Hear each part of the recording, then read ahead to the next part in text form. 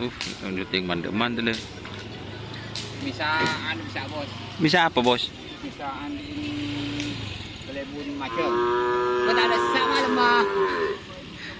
Buat juga me. Kedua je.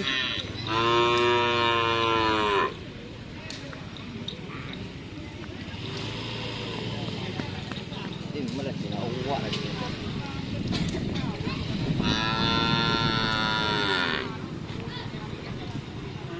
Janda.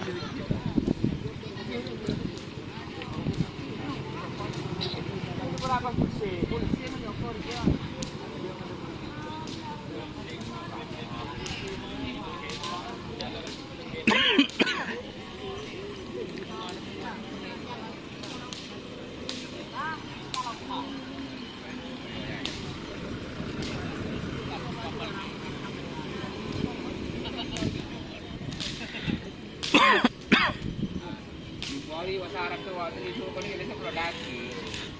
Mau jadi bukalin, yang besar kiri.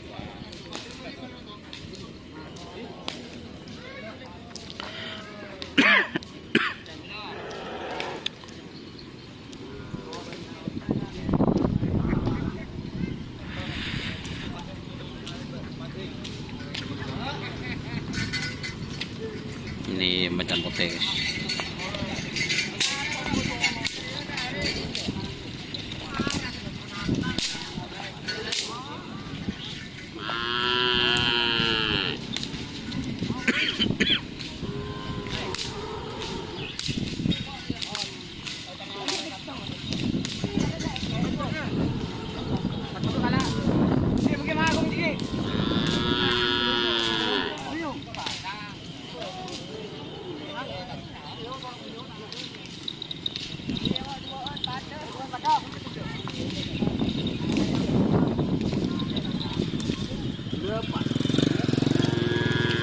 Macan putih. Tuh.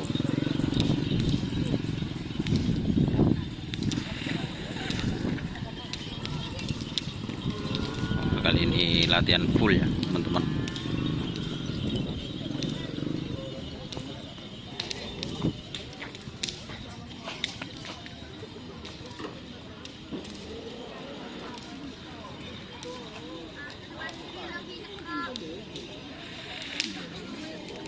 Oke, terima kasih teman-teman sudah bergabung. Jangan lupa like, komen, dan subscribe serta ikuti Facebook Doni Asar Karapan Sapi Madura. Oke, assalamualaikum warahmatullahi wabarakatuh.